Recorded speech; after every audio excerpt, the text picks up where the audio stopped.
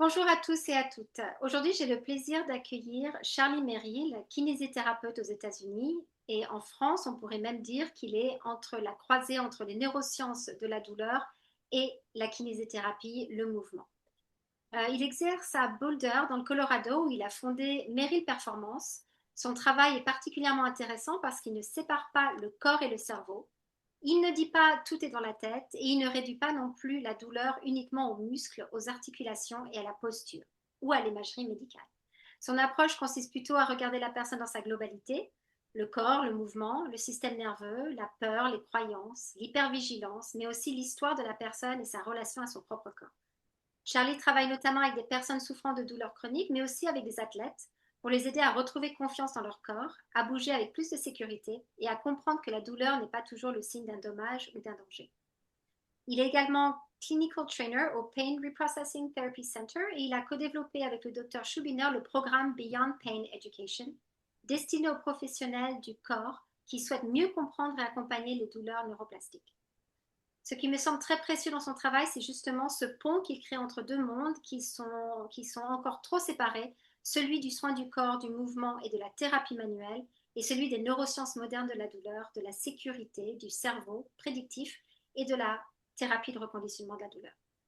C'est exactement ce dont nous allons parler aujourd'hui et explorer ensemble, comment aider les personnes qui souffrent depuis des années à ne plus voir leur corps comme cassé, fragile et dangereux, mais comme un corps qui peut réapprendre, se réguler et retrouver du mouvement, de la confiance et de l'espoir. Charlie, thank you so much for being with us today. Thank you for the generous introduction. Thank you so much for having me. I'm so excited to talk with you today. So, first question, for people in France who are discovering this field, how would you explain neuroplastic pain in very simple terms? Donc, pour les personnes en France qui découvrent ce domaine, comment expliqueriez-vous la douleur neuroplastique en mots très simples? I'm going to do my best to talk about this in very simple terms because, as you know, it's not always a simple thing to describe. And I'm going to sort of do it because I'm a physical therapist or physiotherapist. I'm going to sort of do it in a way that I would talk about it in the clinic.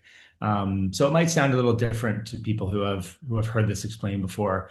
I like to start acknowledging that the brain is in charge of constructing all pain, where all pain is experienced. And that's a big change from how we understood pain before, right? That it's all happening up here. The body, information from the body sometimes informs the brain's decision to sort of sound the danger alarm and turn on the experience of pain. So I like to be very clear about that. Information from the body is sometimes informing the brain's decision to turn on the experience of pain. But of course, the brain is influenced by lots of things aside from information from the body, right? It's informed by memories and context and emotions, things that are happening outside of us as well. And so the brain's weighing a lot of information to make this decision about whether any person is in danger or not, physical, psychological, social, or otherwise. So neuroplastic pain is the phenomenon where the brain is doing this, is turning on the danger alarm mostly or completely in the absence of information from the body. So this information from the body is either being misinterpreted, normal information being misinterpreted, or, and we don't have a clear answer for this in the science yet, information from the body is not the significant factor influencing the brain's decision to turn on the experience of pain. Or it's not the primary factor. So there can be a neuroplastic component to pain, right? If we're thinking of this in terms of a continuum, or in a lot of cases, pain can be primarily or completely neuroplastic. In other words, the body is totally fine. There's nothing structural or mechanical going on with the body. Even if there was initially, right, the body heals.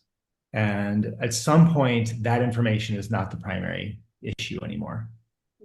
And would you say that you talk about this from the get-go? Est-ce que vous parlez de ça directement dès le départ, dès la première séance, from the first session? Yes, 100%, because I would say there's almost always a neuroplastic component to pain, even if it's not the primary issue.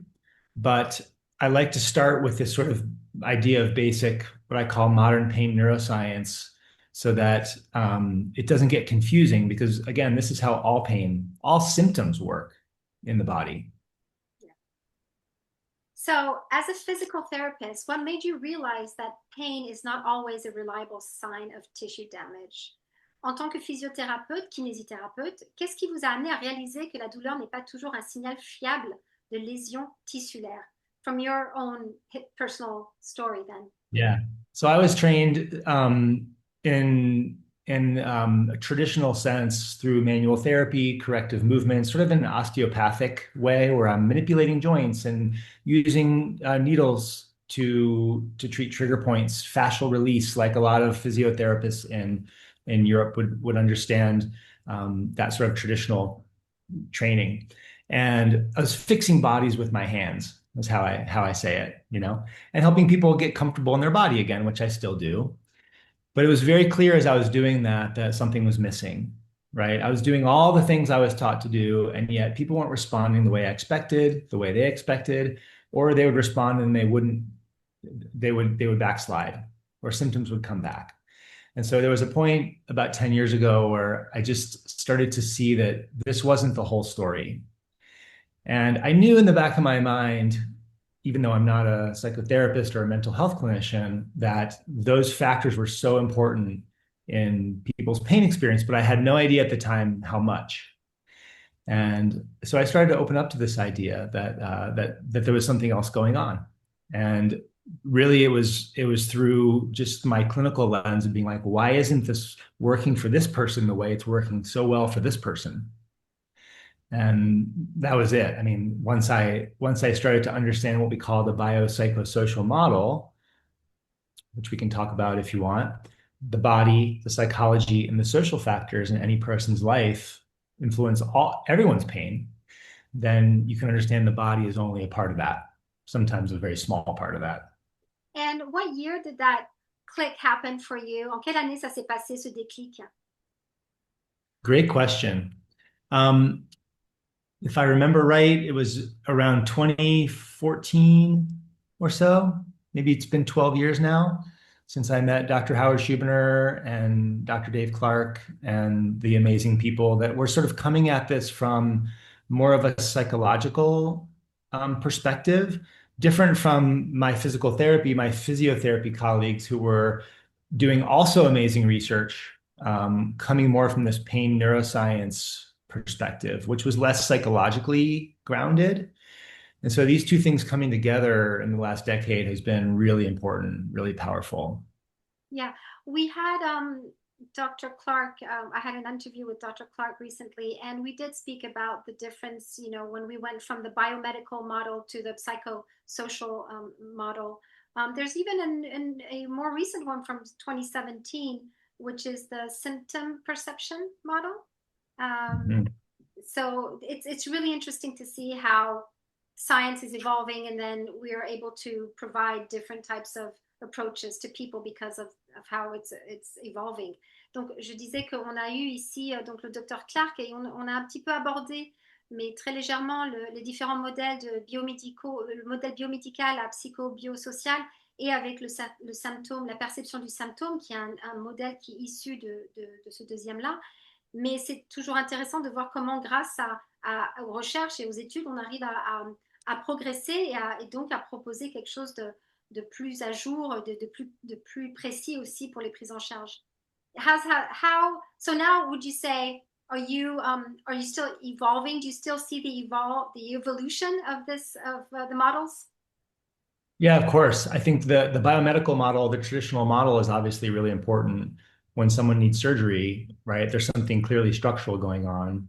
The biopsychosocial model was a nice bridge to get us to where we are today, where maybe it's a mixed presentation. Maybe there's some sign of structural issue, or the person's had surgery or a bunch of surgeries.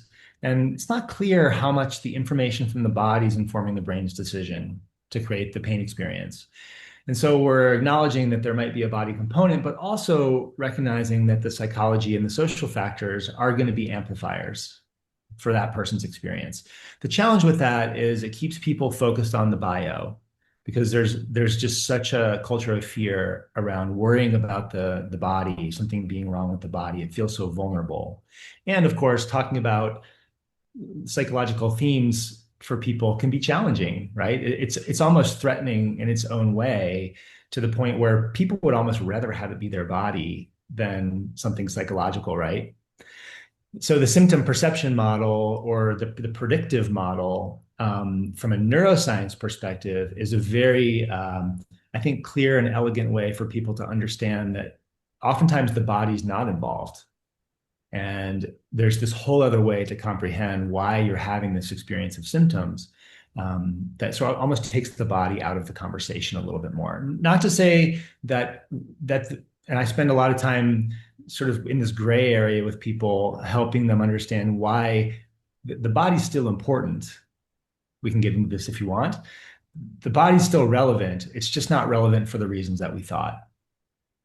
Yeah, I have a few questions when it comes to movement and the body exactly later on. It's a teaser. Yeah. So many patients are told your MRI shows degeneration, disc issues, arthritis, wear and tear. How do you help them understand that these findings do not always explain their pain? I guess you already explained that question. Beaucoup de patients se voient dire que votre IRM montre la dégénérescence, des problèmes de disques, de l'arthrose ou de l'usure. Et comment les aidez-vous à comprendre que ces résultats n'expliquent pas toujours la douleur? Charlie a déjà répondu à ça dans les premières questions.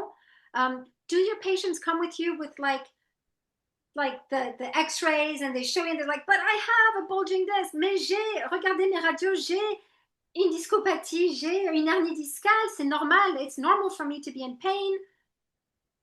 Yeah. Yes, all the time. I mean, people are always bringing their MRI scans and other diagnostic tests from doctors. Right now, diagnostic ultrasound seems to be the trending technology that doctors are using because it's less expensive. Unfortunately, the resolution is absolutely terrible. And so there's this trend towards making diagnoses based on this really poor resolution technology and diagnosing tendinitis and tendinopathy and inflammation, right? All these things that pathologize people's symptoms falsely. So I spend a lot of time helping people debunk that myth. So it's a great question because it's not mainstream knowledge that we have this amazing technology. MRI technology gives us such clear pictures of the body, but most clinicians and people don't understand that we're just seeing normative or normal changes a lot of the time, changes that we see in everybody. And we have so much research now to show just about in every joint in the body that most of these findings we see on scan are just normal variations or a normal part of aging, right? Lorimer Moseley and David Butler in Australia call these wrinkles, gray hair and wrinkles on the inside. And our gray hair and wrinkles don't hurt. Yeah. I mean, maybe psychologically they hurt a little bit, but they don't hurt physically, right?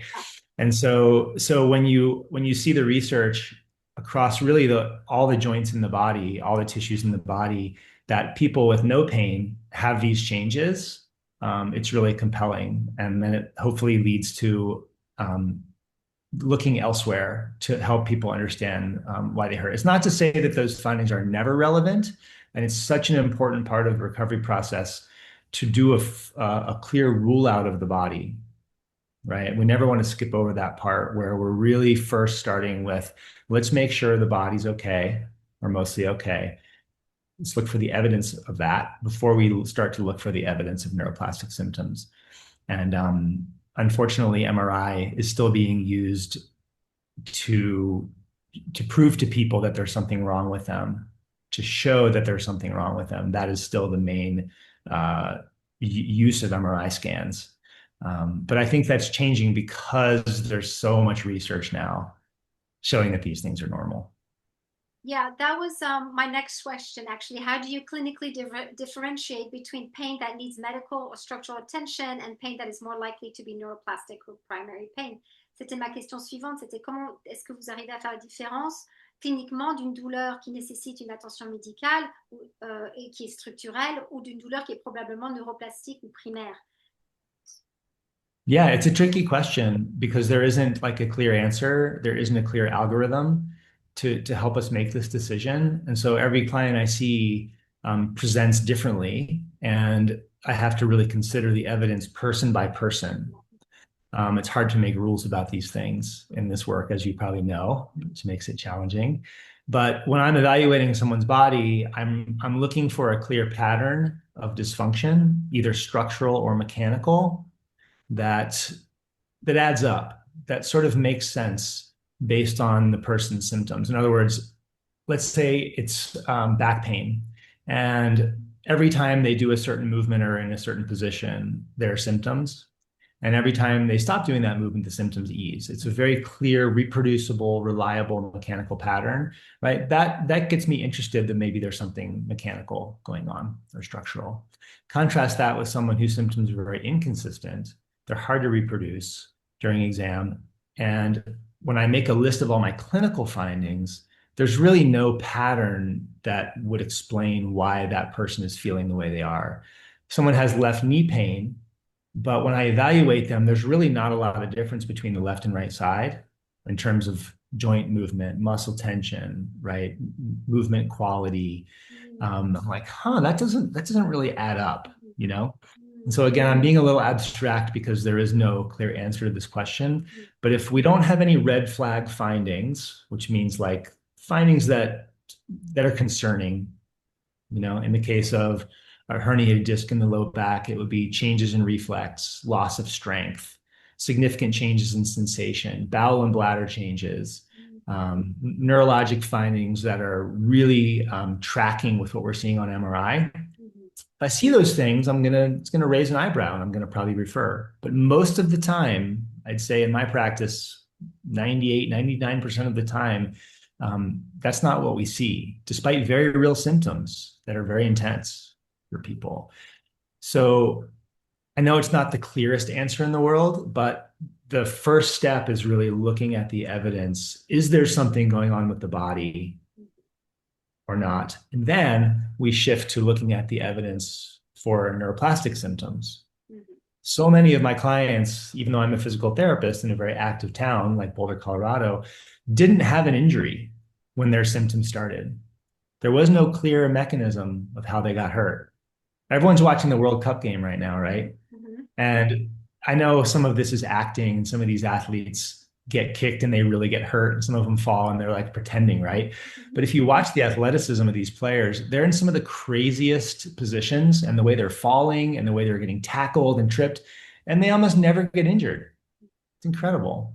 It's really incredible to watch. And so even when people do think that they had an injury, it's pretty rare that there's tissue damage that sticks around very long with those cases. So the longer I do this work, the more I recognize how robust and durable the body is, how hard it is to hurt, to injure. And so it's probably 9 times out of 10 when I see someone in my practice, there wasn't a clear or obvious mechanism of injury that kicked off their symptoms. And so that's a good bit of evidence that at least some, if not all of this pain is neuroplastic, sometimes even right from the get-go. When we talk about chronic pain, right? Pain that's been around for 3 months or 6 months. But I see a lot of people in the acute phase when pain just started. And this could be a little controversial, but I like to catch this really early before it becomes chronic. And so when someone has back pain, and they're in their first 1 or 2 or 3 days of back pain, I want to really get clear on whether that's from an injury or not. And usually it's not. Often it's neuroplastic right from the get-go. It's fear, it's emotion, it's stress. It's these other factors that are leading to very real muscle tension, very real changes in the body, but those are secondary to the brain going into a state of danger alarm. Exactly. So my next question is actually, what role do fear, hypervigilance, and protective behaviors play in keeping pain alive? Quel rôle la peur, l'hypervigilance et les comportements de protection jouent-ils dans le maintien de la douleur? I mean, it's the whole thing, right? As you know, like that is the more direct correlation with symptoms, way more than tissue damage or changes in the body, right? Pain and other symptoms are basically driven by fear. and then our hypervigilance, sometimes our ignoring, right? There are people that ignore pain. Yeah, Hypervigilance, the avoidance strategies. avoidance are on opposite ends of the continuum.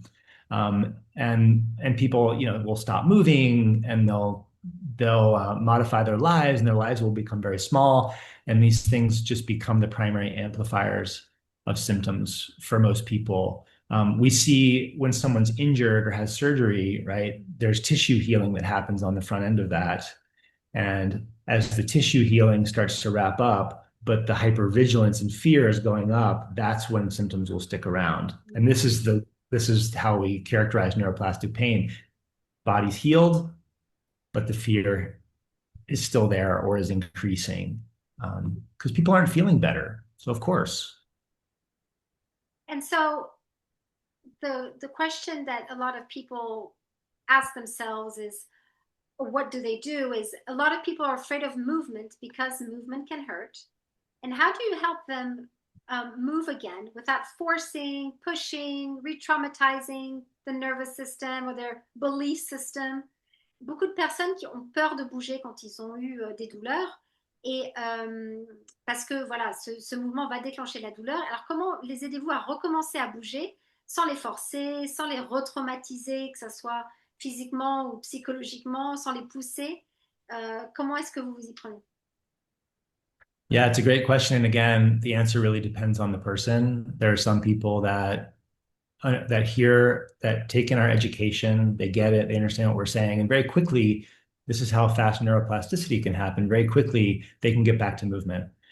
They have a big change in their ability to be in their body. Other people, it's very incremental and much slower.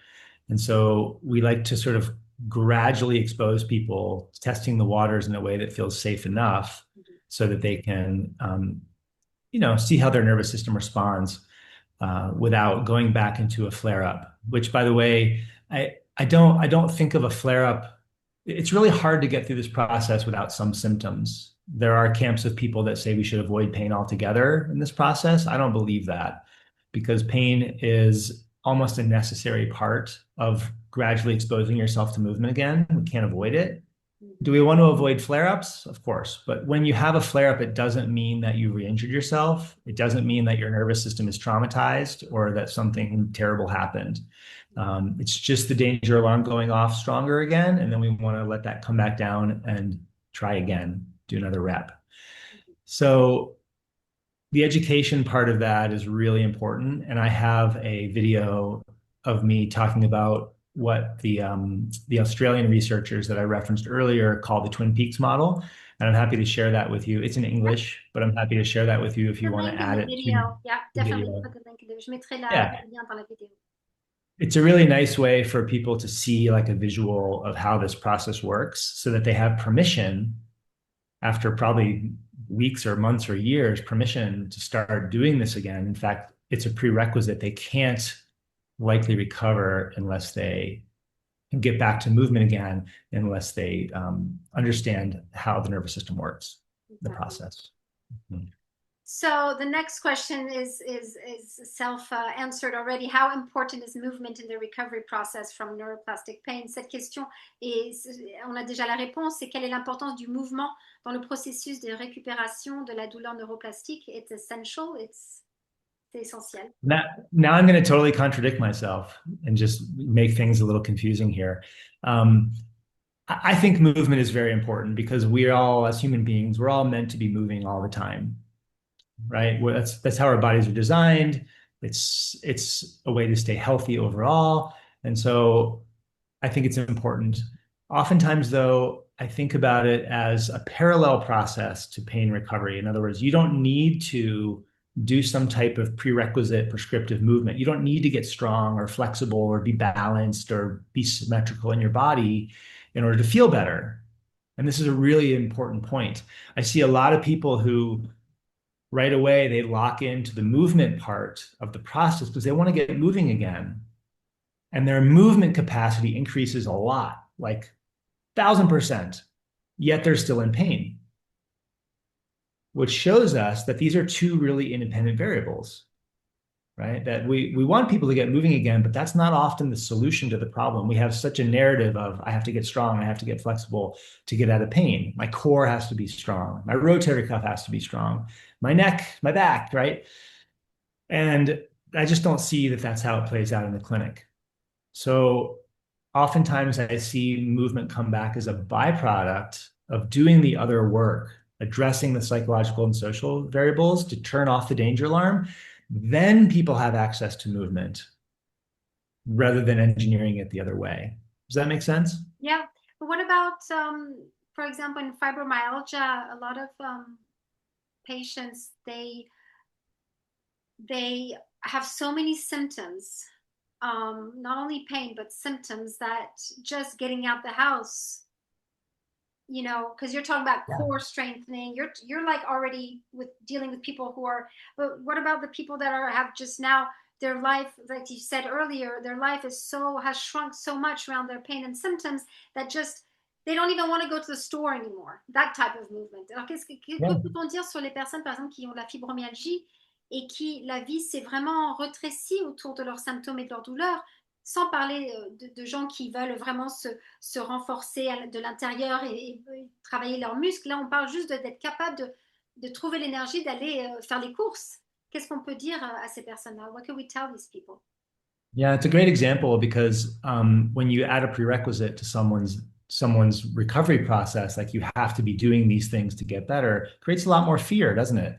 Which creates more symptoms. And so it's kind of liberating to think that you don't have to start with that part of the process. That can come later. Mm-hmm. Of course, people want to get moving again, but oftentimes that's out of sequence. If someone has fibromyalgia or chronic fatigue syndrome, they feel like they have this governor on them. They have to meter out how much they do, right? They have to budget. Mm-hmm. And so you do have to start really small and really slow, and you can do that.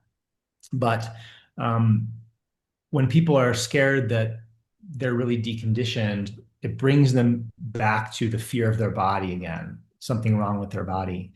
And a lot of time I talk about this idea of a governor. If you know how like a governor works in a car where the car can maybe go 100 miles an hour, but the governor is keeping it limited to 30 miles an hour, Mm-hmm. let's say, Mm-hmm. kilometers an hour for those of you in France. Mm-hmm. Um, it's not so much that that person is deconditioned, that they've even lost a lot of fitness, although it probably feels like they have because they feel so limited in what they can do. But the nervous system is actually keeping a limiter on it. And once we do the neuroplastic work to address the psychological, social factors, the prediction, the fear, the uncertainty, right? The anxiety, the depression, then the governor comes off and suddenly they're like, oh my gosh, I have so much more capacity than I used to. But that often comes after we do the other stuff, right? Yeah, exactly. So what does your typical approach look like for people who come to see you with chronic pain or chronic symptoms? And who are your typical patients? Because we were talking right now about, clients with, I work a lot with, people with fibromyalgia, but, chronic, the French Association's goal is to talk about all the symptoms from chronic pain and all the different types of chronic pain and symptoms. So what do your typical patients look like and what brings them to you? Donc, à quoi ressemble votre approche habituelle avec les personnes qui viennent vous voir pour des douleurs ou symptômes chroniques? Quelle est votre approche dans votre prise en charge? Et quel type de patients avez-vous? Et qu'est-ce qui les amène généralement à vous consulter? Great question. First, to say the brain can choose any symptom it wants to try to protect us when it feels like we're in danger. And it'll generally pick something that really scares us and gets our attention. So in my practice, I see the whole gamut of symptoms across the board, right? Because the brain doesn't discriminate. That said, I tend to specialize more in supporting people with like orthopedic conditions, busting myths, removing lies, as I say, and helping them change their perspective on why they hurt. So things like tendinitis, tendinopathies, plantar fasciitis, back pain, neck pain, rotator cuff, shoulder pain, right? Tennis elbow, these types of diagnoses. I support people a lot in making the transition from, I've seen physios, chiropractors, osteopaths, right? I've done all the exercises, and yet I'm still in pain. So helping them transition from that to something else. And so people often find me a little bit later in the process when they haven't succeeded working on the biomedical model or even the biopsychosocial model, and they really need support in shifting to another understanding explanation for why they hurt. But as you acknowledged, the range of symptoms that can present through this neuroplastic model is really big. And I often say to people, just to validate the experiences, sometimes the worst pain, the most severe, debilitating, terrible, long-lasting pain is the most neuroplastic. It's the least physically dangerous. It's the least medically dangerous, which seems like a paradox. It's kind of hard to believe. But that 10 out of 10 back pain flare-up where you can hardly move, that's almost always neuroplastic with very few exceptions. What would be the exceptions? Quelles seraient donc les exceptions? Yeah, I sort of acknowledged earlier when you have these red flag findings, Yeah. obvious neurologic changes, um, nerve pain in a very specific line that goes to a very specific part of the leg or foot or arm or hand that correlates with that change on MRI. It's very reproducible, right? Those are concerning and often need medical attention. And the great thing is when you come across that scenario where the person needs surgery or needs an injection or needs something, that's amazing. It works so well. It's so important that that option is still on the table when people need it. But when they don't need it and they go down that road, it leads to a lot of frustration and fear for everybody. Exactly. So here we're going to talk about what is commonly done and used in France, the methods used in France. Donc là, maintenant, on va parler un peu de ce qui se passe en France. So in France, many people with chronic neuroplastic pain and symptoms are prescribed physical therapy sessions, and often treatment says the TENS. So is that something you use today? Are those methods still used today in the United States or in your practice? En France, de nombreuses personnes qui souffrent de douleurs et symptômes neuroplastiques, quand on leur prescrit des séances de kinésithérapie et ils vont chez les kinésithérapeutes, on leur met des TENS. Et je me demandais si c'était quelque chose que vous utilisez aussi dans votre pratique aujourd'hui. Yeah, great question. Physical therapy in the US is a very broad profession. It ranges from like hot packs and TENS units and ultrasound, like kind of low skill treatments, to very high skill manual therapies, hands-on body work, and really thoughtful movement approaches. So the scope of what physical therapy is really big. And a lot of people are getting down on physical therapy because with chronic conditions, the traditional version of it doesn't work that well for most people. And it's not to say that those things don't have a place, because I really believe that they do. We just have to apply them with a really different mindset and intention than we used to, because otherwise it sends the message to people that there's something wrong with them, their body's not okay, that there's something physical. And this is confusing for all of us because there can be physical changes. Those just don't tend to be the primary problem. They're a downstream consequence, a byproduct of this sort of danger alarm phenomenon. So we're treating the result of the pain, which is why it doesn't always get the results that we want, or why they don't last. So what makes my approach different as a mind, body, informed PT? I do consider myself more on the sort of, critical thinking part of the physical therapy continuum, where I'm really looking analytically at the body to understand what physical changes are there, and is there something I can do to treat from the bottom up to change the brain, right? We have this great big sensory organ, the body, that is feeding information to the brain. So can I use that in a thoughtful way without increasing fear to change the brain's perception of danger, balance of danger and safety? If so, I'll do that. But remembering that that's only one input that's informing the brain's decision, that's not usually where I start and not usually where I stay. even if I use it in the short term, in order to create change for that person. And so if someone has a really strong belief that there's something with their body that needs addressing, we can do that. But I'm always very clear about the mechanism and why we're doing that, and making sure that we're also addressing the other factors that tend to be what help people recover and get them to stay recovered. So exactly what methods do you use? Do you use PRT? What do you use? Quelle méthode utilisez-vous concrètement pour adresser justement ces douleurs neuroplastiques? La thérapie de reconditionnement de la douleur, qu'est-ce que vous utilisez? Yeah, one of the most exciting things about this work at this point is it's expanded so massively our options for supporting people in recovering. And I always say everybody needs a different recipe. There is no algorithm. There is no step by step, do this and this and this, and you'll get better. I use PRT for some people that works beautifully, pain reprocessing therapy. I use EAET, emotional awareness and expression therapy, when people clearly have emotional factors that are informing pain experience. Those two things, I think, go really well together. And I don't like to think of them as separate, right? When you remember that pain and other symptoms are often a physical expression of our emotions, which is why we call our emotions feelings, because we feel them in our body, then I like to think that when we're talking about someone's relationship with symptoms, that we're also recognizing that that's an expression of their emotions, of sadness or anger or grief or shame or whatever, you know. And then go ahead. No. I was no finish. I'll go later. Okay.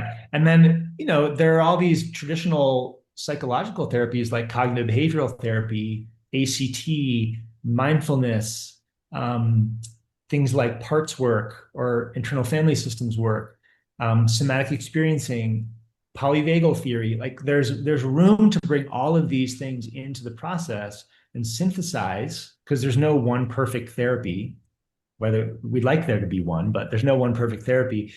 And so I think we owe it to our clients to be really flexible and open with them, and even include some of the things that they might be doing. Let's say they're doing Pilates or they're doing Tai Chi or they're doing, like, let's bring that in to the recovery process. So I'm not a dogmatic loyalist to any one thing, and I continue to learn, like all of us, right? We continue to learn about like what else could I bring in to support these people? If someone has a really spiritual, you know, orientation to the world, let's lean on that spirituality in order to help them recover.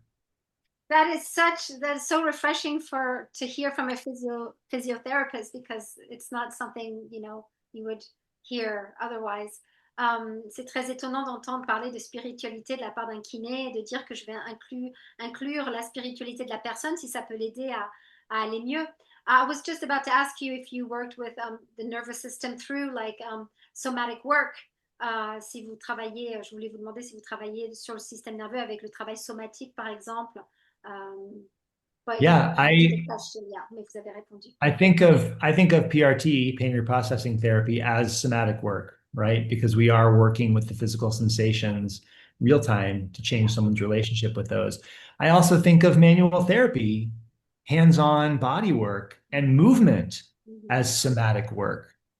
Because again, we're working with the body. If we do it with the right mindset and intention, then we are working somatically, non-verbally, different from the cognitive part of the process where we're thinking and talking about it and learning about it, right?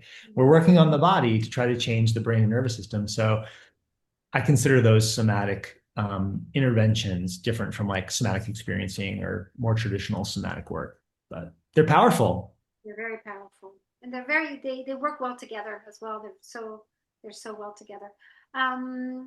Let me see a question that you haven't answered already. This is great. You've answered a lot of these questions.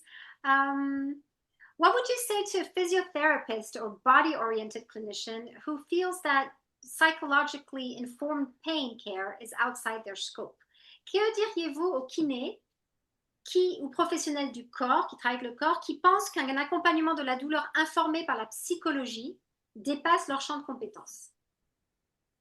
I mentor clinicians that I've trained in a weekly consultation group that I love. It's one of my favorite things to do. I do it every Wednesday, and we have this great group of clinicians from around the world that drop in. And this is a really common theme that comes up. This is a mixed group of mental health clinicians, coaches, physiotherapists, chiropractors, osteopaths.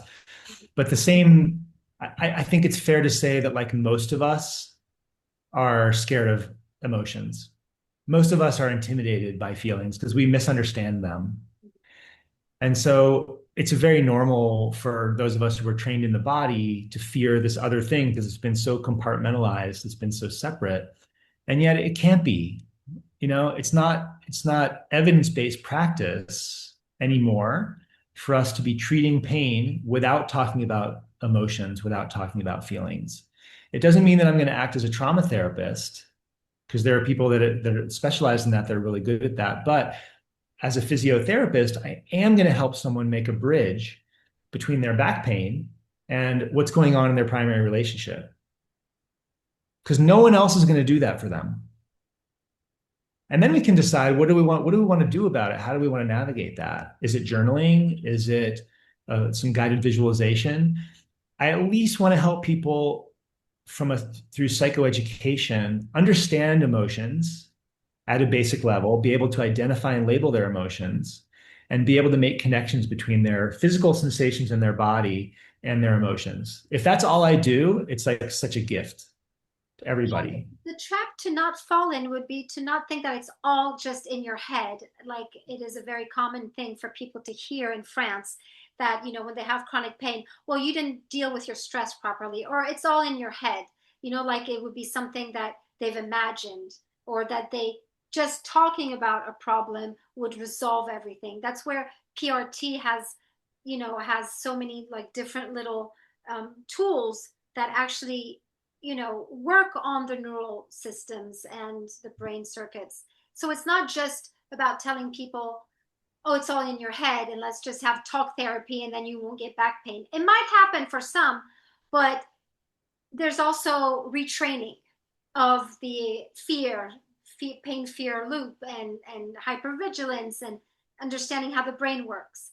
Il ne faudrait pas tomber dans le piège de dire que seulement que tout est dans la tête et qu'en parlant, on va, racontant son enfance ou ses problèmes, on va guérir nos problèmes de dos, même si pour certains, ça pourrait arriver de suite. Mais il y a quand même, grâce à la thérapie de reconditionnement de la douleur, des outils très spécifiques où on va vraiment agir sur les circuits neuronaux et on va réentraîner le cerveau à percevoir la douleur différemment et à casser cette boucle de peur et de douleur. Donc, on ne peut pas dire aux gens que c'est que dans leur tête, parce que ça voudrait dire que c'est imaginé, que ça n'existe pas. Mais en même temps, il faut laisser la place à la discussion autour des émotions et des événements de la vie, des sensations. Mais on ne peut pas juste réduire ça à c'est dans votre tête. So it's not just all in your head. Never. There's no such thing. One of the things that got us into this situation in the first place is that we separated the mind and the body from each other. And when you look at the anatomy of the nervous system, it's not only the brain, but it goes through all of your tissues. And we could have a philosophical debate about the mind, different from the brain, right? The brain's in here, it's an organ. Where's your mind? Can you tell me what's the mind? Where is it? I don't know. I think about this all the time. And so what we don't want to do is get into a pendulum swing where now we're just talking about the brain and the mind and we're ignoring the body. This is a real risk we have in neuroplastic work right now because it does leave people feeling invalidated and minimized, right? When you understand the science that the brain and the nervous system are making this decision about pain or no pain, right? That's just an evidence-based understanding that we have. Like we used to think the earth was flat and now we think the earth is round, right? It's hard to debate that part of it, but and it's such a careful conversation with so much nuance, but we never want people to feel like pain is not real because all pain is real. It doesn't matter what's causing it, right? All pain is playing out in the body. People experience it in their body, and the mix of things that get that to change can really vary. Some people do really well with a bottom-up body-based approach. Some people do much better with a top-down approach, especially people that have exhausted treatment of their body they've done all the things, they've seen all the people, and it hasn't changed. A lot of those people are ready for a top-down cognitive um, approach to reducing fear and changing their symptoms. So yeah, the last thing we want to do is leave people with the message that it's all in their head, because that's just cruel and inaccurate scientifically, and not helpful to the recovery process. Exactly. And in your experience, what are the most common mistakes that patients make when they're trying to recover from chronic pain? Et d'après vous, d'après votre expérience, quel est le plus grand, les erreurs les plus fréquentes que font les patients quand ils essayent de se rétablir de leur douleur chronique? It's a great question. I don't like the idea of mistakes. I don't think patients make mistakes, because that does not sort of leave them like holding the blame. If anything, I'm going to blame clinicians, because most of them are 20 years behind the science, and that's not okay. And so, unfortunately, people are in this sort of biomedical model that's operating on old information that's leading them astray in a lot of cases. And there are a lot of people who have these really long pain recovery journeys where they've gone through the medical system, but they had to do that to arrive where they end up arriving, was learning about, modern pain neuroscience or modern neuroscience. They wouldn't maybe even get there without going through that process of really trying to work on the body, because that's what the medical system does. That's what it's trained to do. It's to look through the lens of danger to see what's wrong with the body, take an MRI, right? And we're going to make up a story about this finding or this thing, because that's what the medical system does. And so the last thing I want to do is blame patients on that. I think this movement that you're leading in such a beautiful way is going to be driven by people and patients, unfortunately, first, rather than the clinicians that are in this sort of traditional biomedical model. How do you feel about clinicians telling people who have fibromyalgia that there's no cure, there's no magic pill, which we understand, but that the only thing they can do now is deal with their symptoms? Que pensez-vous de ces cliniciens qui aujourd'hui disent qu'il n'y a pas de cure, il n'y a pas de traitement miracle, il n'y a pas de petite pilule magique pour la fibromyalgie, et que la seule chose qu'on peut faire maintenant, c'est de gérer les symptômes? What do you feel about that? It's the absolute worst thing anybody could tell a patient. Like, in my mind, it's malpractice, because it's not true. It's not helpful. It's just cruel.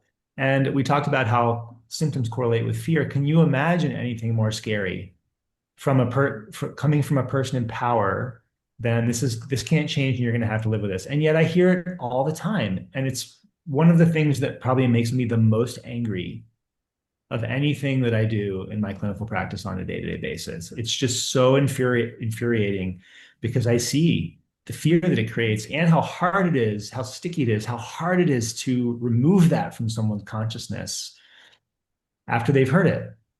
And it's just wrong. It's not how pain works. It's naive. It's uninformed. And that's all I can say about it. It makes me really sad and angry. And so if you've heard that, if you're someone listening that's heard that, I'm really sorry. And there's a lot of reason to be hopeful right now. And it's just plain not true.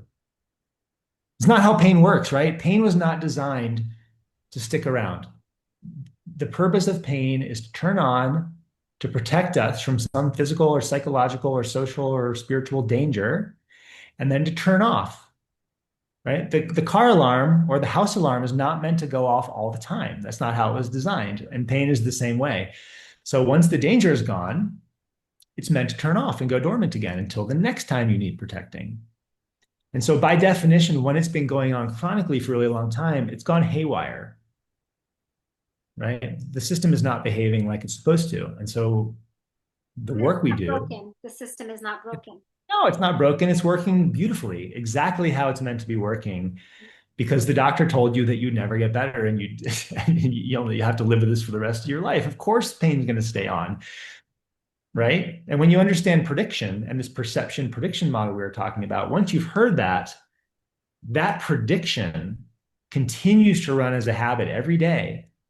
The prediction is you're never going to be okay. You're going to have to live with this. You're in danger for the rest of your life. Of course, you're going to keep getting symptoms until we do something to interrupt it. I'm going to have to do a prediction model video. Yeah, Yes. definitely, definitely. I think imagine if we took fear out of the equation. If we were able to extract the fear immediately, the fear, but fear is such a huge plays a huge part in this human experience. Yes. But it's taken over people's lives. Fear of thoughts, fear of emotions, fear of sensations, fear of pain, fear of speaking out, fear of healing, fear of becoming someone new, fear of letting people down. It's become like this Fear of politics, fear, fear of war. fear of war. Yeah.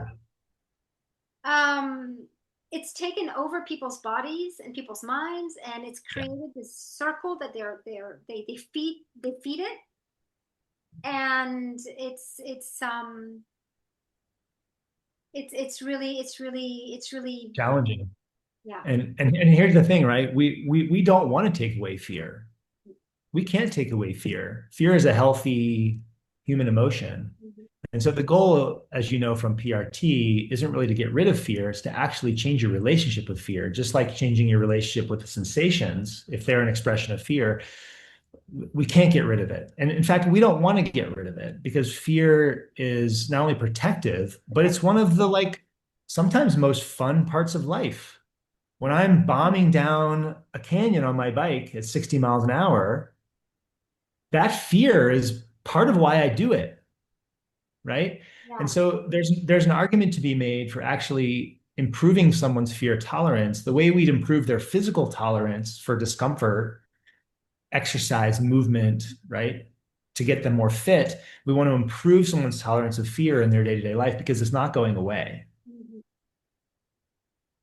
That's really interesting to look at it that way. I feel like it's always good to befriend the emotions we have. It's always good to befriend Yeah. them. Yeah.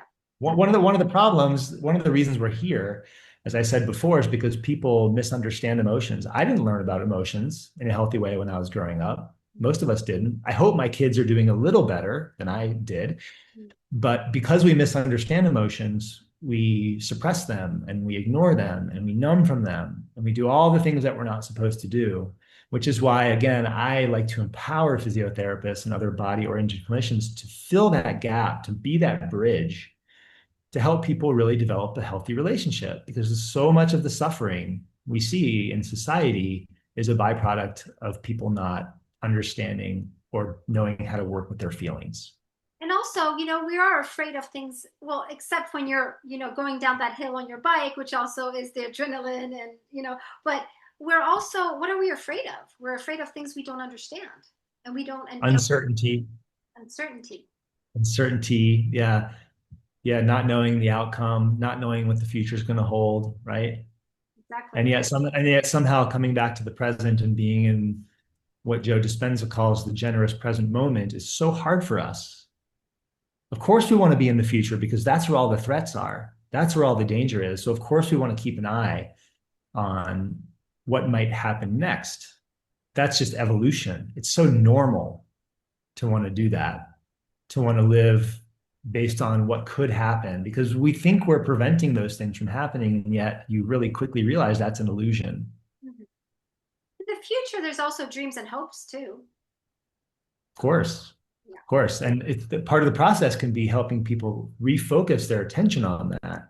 Right? If pain is an attention problem where there's preoccupation with this terrible thing that they don't want, the goal is to get them to shift their attention. And if people are focused on the uncertainty and all the terrible things that could happen in the future at the expense of all the amazing, beautiful things that could happen in the future, Mhm. that's going to be a problem. But there's no threat, there's no danger in the beautiful, incredible, exciting things that could happen in the future. There's no danger in that. So evolutionarily, we're not going to probably put a lot of energy into keeping an eye on those things. Yeah. So Yeah, interesting. it's a challenge. You work with athletes, and athletes often have a strong identity built around performance and the body. Mhm. What can chronic pain teach us about identity and self-trust? So in French, it would be, vous travaillez avec des athlètes et les athlètes construisent souvent une grande partie de leur identité autour de la performance du corps. Qu'est-ce que la douleur chronique peut nous apprendre sur l'identité et la confiance en soi, mais aussi la confiance en son corps?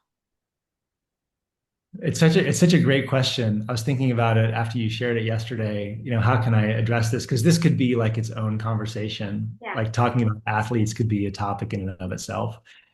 But as an athlete, myself, of course, my identity is built on that. And I've actually had to work as I've gotten older to separate those two things, not to stop doing the things I love, but to separate those two things from each other. And that's been challenging at times. And there's been some grief and loss.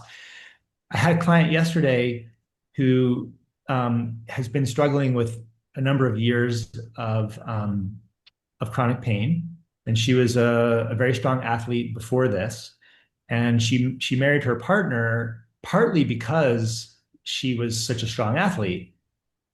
That's what caused them to fall in love. They connected on that, and yet she's completely lost that. It's been removed for her for years now. And she said yesterday, she told me that she thinks that the reason they fell in love is because she was such a confident person. Like his view of her was that she was just this really confident young woman. And she was reflecting yesterday that in retrospect, that confidence was conditional. It wasn't something she embodied. It wasn't something she really believed and trusted and felt. It was something she needed to prove every time she went out to exercise or on the playing field, right? She was consistently using exercise as a way to bolster her self-esteem and to reinforce her self-confidence. And as soon as that went away, it all crumbled, right? And while I want to acknowledge that sports and movement and exercise is such an important part of our mental health, when it is the only way we have to feel safe or to manage our anxiety or whatever, it's a bit of a slippery slope. It's kind of a trap. And so I want sports to be a part of who I am. I want people to recognize me as an athlete. But there are so many other things about my personality, about who I am, aside from sports. And even though I built my athletic identity, maybe in an encumbered way that wasn't always the healthiest, I've been able to evolve that into something more balanced and healthy over the course of time. And that's taken work. And that's something that this client that I reference is doing at a really young age in her 20s. So I keep celebrating this for her. I'm like, you're doing this so young, and you're going to come out of this with such a different perspective on your relationship with sports. It's so much healthier. Yeah, because sports, just like anything, can become an addiction, and it can become, Mhm. something you that takes over everything, and then you can burn out. Do you deal with burnout? Est-ce que vous avez parfois des athlètes qui font des burn-out? Parce que le sport peut devenir une addiction comme beaucoup de choses. Et après, on peut avoir des douleurs et des burn-out. Of course. Yeah. I mean, I burned out of lots of things. I burnt out of soccer or football when I was young. I burnt out of baseball. I burnt out of triathlon. I sort of went through things. Mm. Um, and so, yeah, I deal with this all the time. My experience is you start something, you're learning, you're gaining this skill. It's super fun and exciting. And then it hits a point where the fun starts to drain out of it. At least for me, I was taking it a little too seriously. I was pushing myself. I was no longer doing it for the reasons that I originally started doing it. And so that's one thing that I've really had to watch and change is, can I keep the fun and the joy and the play so I don't get to that point where it loses its fun? People know that anytime you start doing something for a job, Mm. something that you're passionate about, you start doing it as a job, it can really change the nature of that. Yeah. And sports are no different. So, yeah, I love talking about athletes. I love talking about sports because I think we have a sense that to be really good at something, you have to take it really seriously and put pressure on yourself and take the fun out of it and suffer and grind and work and struggle. And I think there's some of that, but if that's all it is, it's gonna it's gonna collapse. It's not It's going to not end gonna be well. sustainable. It's not going to end well. No. So to wrap up this interview, a few last questions. Donc là, on va bientôt finir l'interview. Quelques dernières questions. Can you tell us about your training programs, your own clinic, the Merrill Performance, and any other resources you have created?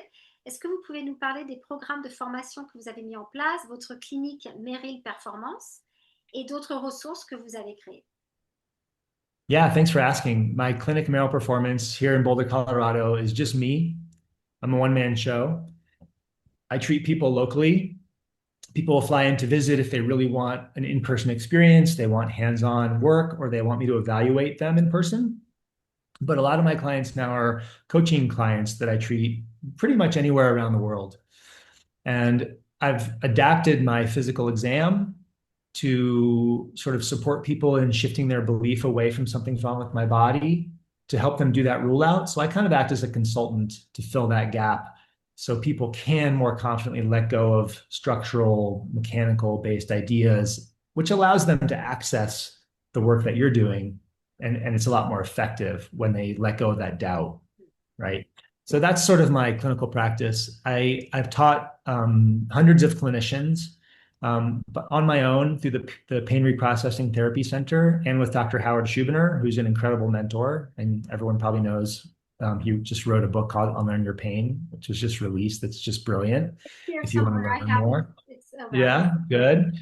And he and I have taught together, and I still continue to run this weekly mentoring program, clinical consultation program with clinicians where we talk about cases and problem solve and talk about challenges and barriers and things. I consult with some digital health startups, which are right now, one of them is only based in the US, but places like companies like Curable, I think, are more international and give people another option to learn and understand modern pain science. I make a lot of content on Instagram, which maybe some people already know. I try to put out ideas, big ideas that help people change their relationship with symptoms as much as I can on Instagram. And what else do I do in this space? I just finished a course with the producers of This Might Hurt, which is Howard Schubiner's documentary. And I made basically a little 5-hour course, 5 CEU hour course for clinicians. It doesn't have to be for clinicians, but you basically watch the film, which is about 80 minutes, and then you take my little course afterwards. And I think it's going to be a really nice just way to fill this gap between. Who's it aimed for? It's aimed at clinicians, but I think it's built so that anybody could consume it and really sort of understand my perspective, my understanding of how the mind and the body are connected and how we need to, especially physiotherapists, need to work with it in a different way. So that should be available sometime in the next couple of weeks for physiotherapists anywhere as an entry point. And then they can decide, what else do I want to learn to expand my practice? And we're not talking about physiotherapists letting go of everything they already do well. It's just about repurposing that stuff and then expanding the other offerings, which is it's amazing. Exactly. And so if a French physiotherapist listening to us right now wanted to learn more about what you do and the approaches that we've been talking about, that we talk about through the association, he would have different options. He would either be able to sign up to that course that you're creating, or maybe join that weekly or monthly group. They could do that. They could come through the Pain Reprocessing Therapy Center and get trained and certified in that. There's a basic course, and then there's my course specifically for physiotherapists that you do after that. And then I have an asynchronous course with Howard Schubiner that people can do at their own pace. That is also an option. Which one is it? Did you say? The third one? Yeah. Is a course with Dr. Howard Schubiner that we taught. It's called Beyond Pain Education. Oh, yeah, Beyond Pain. Sorry. Okay. Yeah. And yeah, different. Yeah, and are any of these translated into French? Or I know the PRT has a French session, but what about the courses that you have? Not yet. Not yet, unfortunately. They're not translated yet. You have to have a little basic English level to be able to join. Hopefully, as the work and the information grows, resources will be translated. Yeah. Yeah, for sure. And I'm just trying to get the word out in any way I can. We have this beautiful community of clinicians, as you know, from around the world, from all different disciplines, from physicians to psychotherapists to social workers to coaches, right? Just to entrepreneurs who are trying to scale this.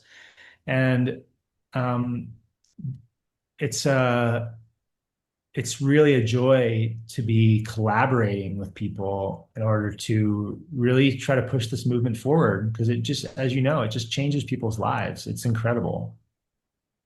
So to wrap up, I'll just give more precision in French before we say goodbye. Donc, pour terminer, je voudrais juste donc m'adresser aux kinésithérapeutes français francophones qui ont vu cette vidéo et qui sont intéressés par le travail autour de la thérapie de reconditionnement de la douleur, de la prise en compte voilà, des émotions dans les chemins neuronaux, les circuits neuronaux de la douleur.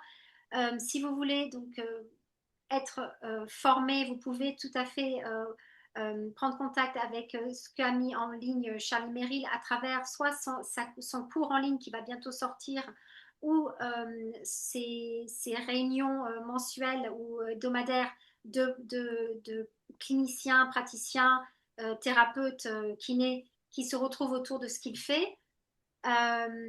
Et donc, il faudra juste avoir pour l'instant un niveau d'anglais un peu suffisant pour pouvoir suivre en attendant que tout ça soit traduit en anglais. N'hésitez pas, si vous voulez être mis en contact avec lui, si vous avez des questions, à me laisser des messages. Moi, je transmettrai ou à le contacter directement.